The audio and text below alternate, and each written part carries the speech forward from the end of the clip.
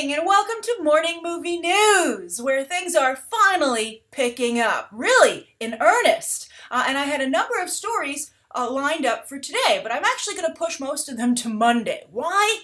Because I want to talk about Disney pushing around their own movies, and I'm talking, of course, about release dates. And there was a flurry of activity yesterday at the Disney studio as they made headline after headline with films, much anticipated films, that they were moving around to make room for other much anticipated films. Some more than others, and that's where a bit of the debate came about yesterday, with people, cheering on some movies and being upset that some other movies again, were delayed.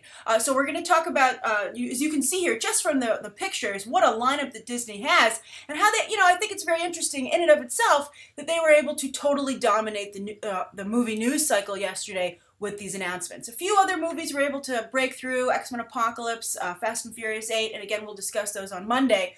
But this episode so nicely comes together. You know how I like a theme, and we do indeed have a lot to discuss. So we're going to kick off with Marvel, because we've already started that discussion yesterday with the Ant-Man and Wasp announcement, basically Ant-Man 2, taking the July 2018 date over at Marvel. And that has required some shuffling. So, as many of you pointed out, Black Panther actually has been pushed back. It's been moved forward to February 2018, and it had originally had that July release date.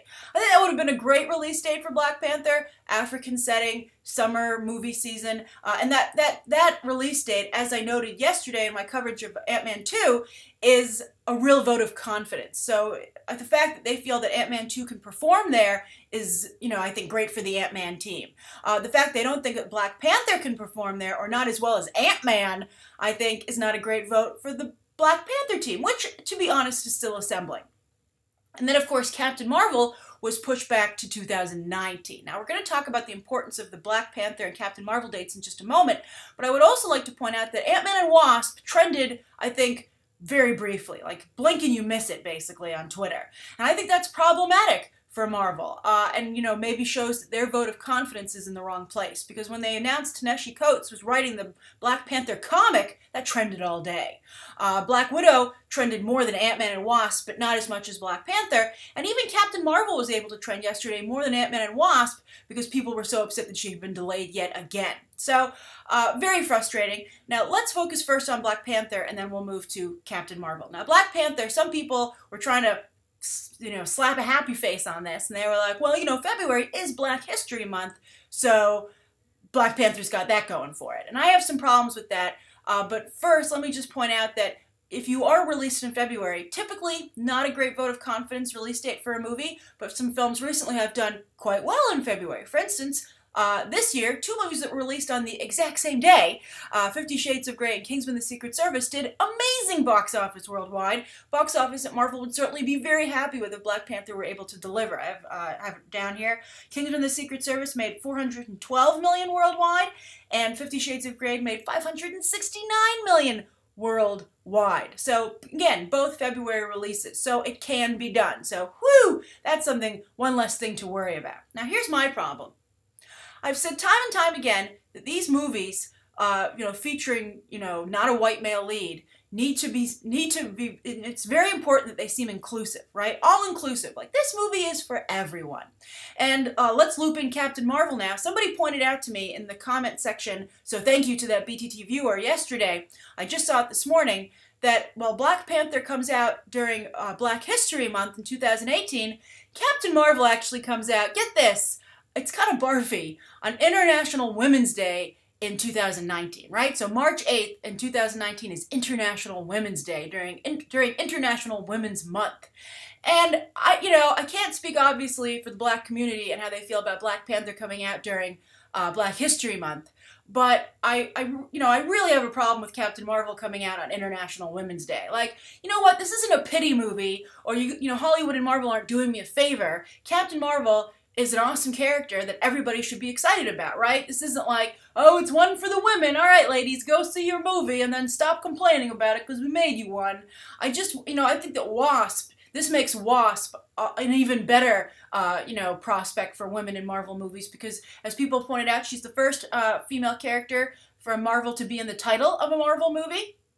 And she comes out on a regular release date. It's not a special interest thing. And I think that I think that it's ridiculous to call these special interest groups because we're huge parts of the population. But I think that it would be very disappointing if only black people went to see Black Panther and only women went to see Captain Marvel, right? So I think you need to this is what I've been talking about multiple times now, and I'm going to keep talking about it because I think it's really important. I think it's really important that Black Panther be clearly marketed as a movie for everyone, and I think that Captain Marvel needs to clearly be marketed as a movie that's for everyone. And I think these release dates do not help, right? I think, I recently made a video about black talent in films because black talent is doing so incredibly well at the box office in leading roles. So I did a whole video to celebrate that, talking about upcoming films featuring black talent in a lead role that, drives the box office. And someone wrote in the comments, and it's, this really struck a chord with me, "Oh, I'm so happy that you released this, and it's not even Black History Month," because I released it like last month, I published it. And it's like, yeah, we shouldn't reserve just special times of the year to talk about these issues and to release films featuring this talent, right? I mean, are you going to just, suddenly corral all movies with black talent into February and all movies with female leads into March? It's ridiculous. So I'm really upset about this, actually, and I really hope that this is not factored into the marketing campaigns for these movies, but I worry that it will be since, they chose these dates. So I'm curious, what do you think? If you are in the black community, how do you feel about this in particular? If you're a woman, how do you feel about Captain Marvel? And if you're not either of those things, or, either or in the two cases, how does it affect, you're going to see the movie? I know a number of you are going to be like, "Grace, you're ridiculous. I will see any movie that comes out." But you know what? You have to understand what the majority is, what the masses will do, right? And John Boyega was just recently quoted again talking to The Wrap about the backlash to him being a black lead in the Star Wars movie, right? So I know that most of you are okay with it, but you can't ignore the fact that there are people who are not okay with it, and enough of them to actually make some noise, right? That you actually have John Boyega asked about it in an interview. And I told you that when I went to see Fantastic Four opening weekend, I went again on a Sunday. I had seen it at the press release, but I wanted to see it again on Sunday because I wanted to go with some people. I was like, "Come see Fantastic Four with me. It's not a disaster. There's stuff salvageable there." And the entire audience, almost I'd say like 90%, was black, and that's very unusual for a comic book movie opening weekend, particularly in the neighborhood that I went to the movies. So that showed that a lot of white people weren't willing to give that movie a chance, and at least some people come out to support Michael B. Jordan. But I'm telling you, this is a problem, and sticking your head in the sand and thinking that it's not isn't going to solve anything. Now, I think it's a problem we need to fix, but I think that to market either of these movies as special interest movies will be a disaster. Okay, so that's the first story. I'm sure many of you have plenty to say about that. So let's move on to the Star Wars story. It's hard, what order? They're all such big news stories, so I'm just kind of going in them as I wrote them down. So Star Wars has set a world premiere release date, December 14th, and of course the movie hits just a few days later, basically day and date. And J.J. Abrams is so worried about leaks, about this very secretive movie. We've talked about the fact that the ad campaign, I think, is handicapped, and many of you agree with me because it won't give you any idea as to what even the story is about, which I think is ridiculous, okay? Like, this is gonna, December 15th, it's going to all be ruined, right? So anyway, I don't understand why you can't tell us a little bit now. And I think the more you hide, the bigger the leaks become as a story. So you're almost guaranteeing that people are going to run out and ruin everything because nobody knows anything. So anyway, this is what really frustrates me, particularly as a member of the press. They're going to have limited press screenings because they don't want leaks to get out. So they're actually going to limit the press members that can go and see the movie in advance, which I find absolutely shocking. And also the idea that, I also don't like it because it kind of points a finger at Variety and Hollywood Reporter and the New York Times. Basically any print publication that's old school will get to see the movie in advance. But basically, Disney is pointing a finger and Star Wars and Lucasfilm at new media and being like, "You guys are irresponsible, you're like movie pirates, you can't be trusted, so we're not going to let you see this movie in advance." And it's like, who do you think drives most of the movie going at this point, right? I mean, like, way not to know your audience. And I'll just be, interested. I'm going to try as hard as I can to get into one of these screenings. I'm going to press all my contacts at Disney. But it's just really frustrating and, upsetting as somebody who covers movies and works very hard to do that at a professional level. So I'm curious, what do you think of this? Also, they said they're not going to have public screenings. So for those of you who try to get into these like advanced screenings, very often studios will have screenings in advance to build buzz, right? Not going to do that for Star Wars. Everyone's going to have to wait, basically, unless you're old school press or you know somebody at Disney and you're like really, really chummy with them. Even then, I bet they're going to clamp down on that. You gotta wait till the movie actually hits theaters. And I don't know. I think it's very frustrating, and I don't like being corralled like that. I think it's a little offensive, and I think it's upsetting that, I guess, this is what the internet has reaped after, Pixels and Fantastic Four were completely, burned at the stake.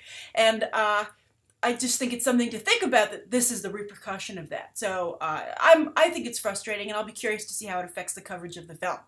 All right, so that's the second story of the day, and I'm curious to hear what you think about that.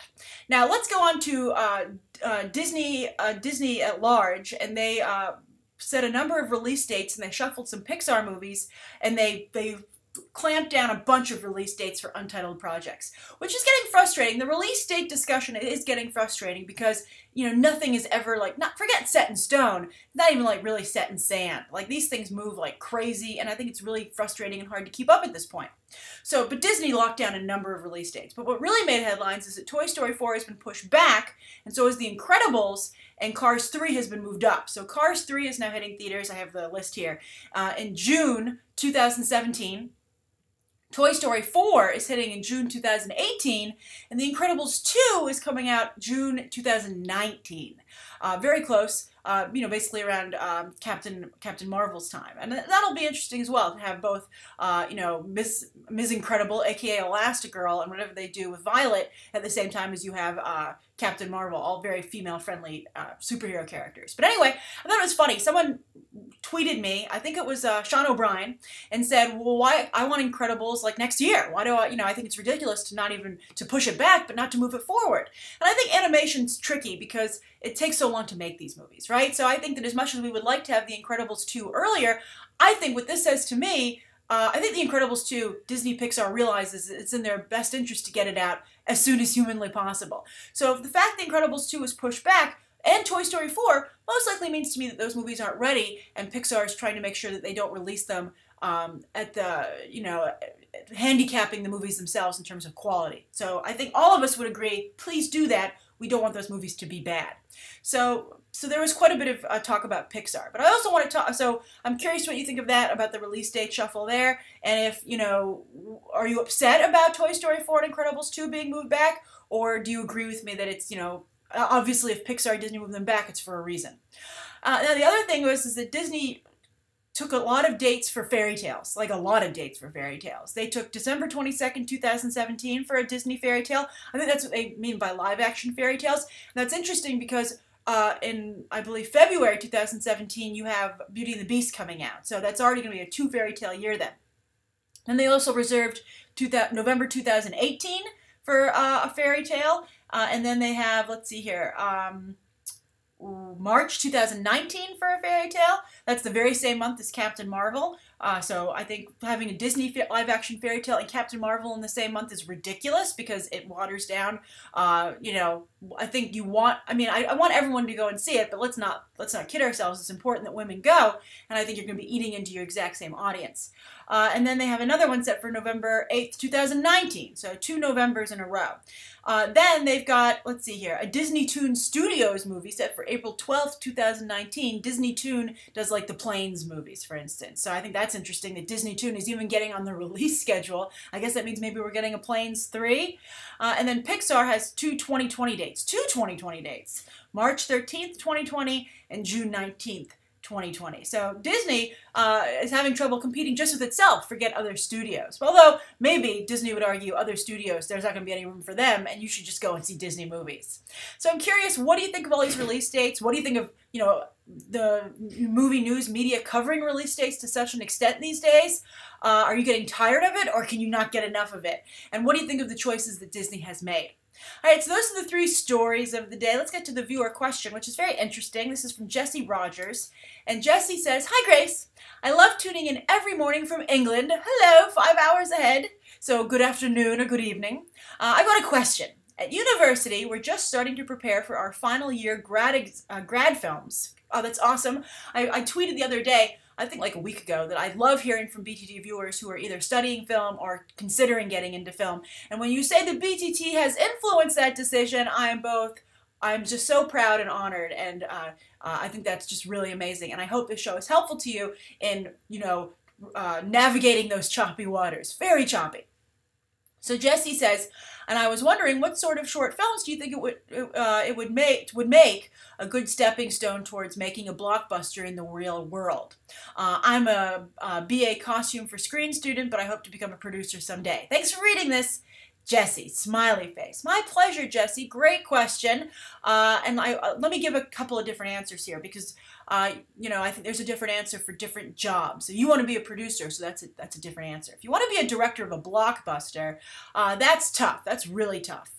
Because it's a very hard thing to predict. But I think, again, as I always like to say, it's really important. Well, there's no clear road into Hollywood, right? There's lots of different ends. So what you really need to do if you're thinking of a career in the business is to look at people who have the career that you want, or the job that you want, multiple ones, not just one person, and study their paths to success. See what their inroads were. And that can help influence your decisions. But even then, it's very tricky. It's a very tricky business because they don't outrightly hire anyone.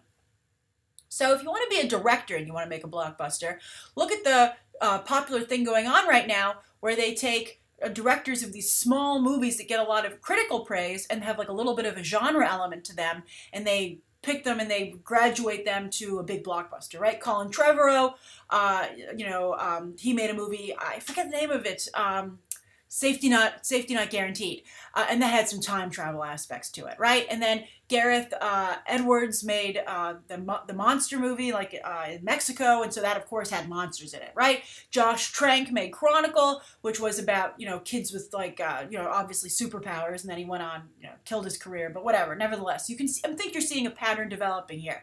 Small intellectual movies that I think really engage the fan community, but they're still low budget, and then you can go onto a blockbuster. For instance, this movie coming out, Hardcore, with that Russian rock star who fancies himself the new Quentin Tarantino, that film's getting a lot of traction, and I wouldn't be surprised if he was able to maybe get a blockbuster movie off of that, right? Like Hardcore is like the perfect example of that type of small, genre-y, stylized, media-friendly movie, right? You basically want to make sure you make headlines. That's very important. So that's what I would do as a director. As a producer, I don't think, if you want to make blockbusters, making small movies isn't the way to go, right? I mean, if you produce small movies, you are building a career as someone who produces small movies. You will continuously produce small movies, probably for the majority of your career. Maybe you could eventually make the jump, but it's hard. If you want to produce really big movies, you need to go work at the big production companies and studios. So there are 2 routes to that. You can go and work your way up at like a production house like Legendary, let's see here, Legendary, Joel Silver, Bruckheimer, all those different places. There was one I wanted to mention in particular, but it escaped my mind at the moment. I'm sorry. But you get the idea, okay? Oh, yeah. How could Marvel Studios. Go get a job at Marvel Studios, okay? It's a little bit difficult, like, for the DC movies because they're done in-house at Warner Brothers. But anyway, Lucasfilm. Go try and become an intern there. Slowly work your way up, okay? And also, Jessie, since you're out in the UK, you have a lot of these big movies that shoot out there, right outside of London. Go see if you can get a job interning at those studios on the sets. Start meeting the producers, seeing if you can get some kind of in there. And then you work your way up. The other thing that you can do is you can go and become a studio executive. You can go work at one of the major studios. And also there are a couple of studios in the UK, like Working Title. You work your way up at a studio. Now, at first, it's not going to be as creatively rewarding as you might like, right? But you're going to oversee a production company making the kind of movies you want to make, basically. So you'll work your way up at the studio, make the contacts, get experience, and then, like a lot of producers do who work at the studios, when you feel like you have enough experience and connections, you'll spin yourself out into your own production company. And you'll start then looking for scripts. For instance, I think the name of the company is Gray Matter, but it's this guy who worked at a studio, decided he was ready to have his own company, spun off, you know, got some investors to give him some money, and has really decided to invest heavily in screenwriters and, you know, big genre, high concept movies that he dreams up, and he's actually starting to get some traction there. So that's the other alternative you can do. Everything takes time, by the way.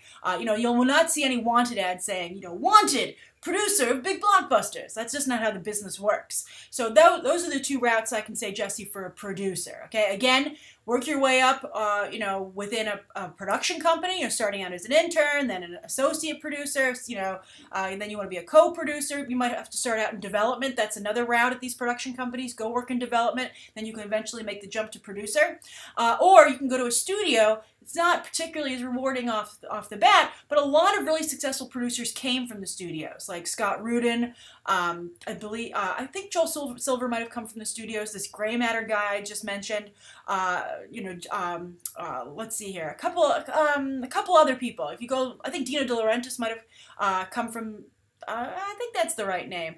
Might have come from the studios, but a lot of really successful producers start out there and spin themselves off into production companies. So I hope that advice is helpful, Jesse. Good luck. Good luck to everyone out there trying to make a career in the film business. And as I told you, don't be so you know, hard set in the career options that you pick. There are very rewarding career options in many different facets to the industry, and you need to find the one that's right for you. My favorite quote, and I'll end the video on this, is from The Men Who Stare at Goats. And this is the only good thing to come out of that movie. And that's that, you know, you'll find yourself often like a salmon swimming upstream, fighting against the current. But when you finally find yourself going with the current and things happening a little bit easier and falling into place a little bit better, you'll know you'll have found your right path, right? So I'm not saying give up on the film industry or go find a whole different industry, but there are many paths within the film industry, so you should try lots of different ones until you find the one that doesn't have, at least has less resistance. I mean, there's going to be resistance at every career path that you try and pursue, but one will be a better fit than the others, and that's the one you should go after. All right, so thank you so much, everybody, for tuning in. Please write down below what you think of today's top 3 stories and that viewer question, anything you'd like to cover on Monday, and any questions that you might have. Thanks for watching. Bye.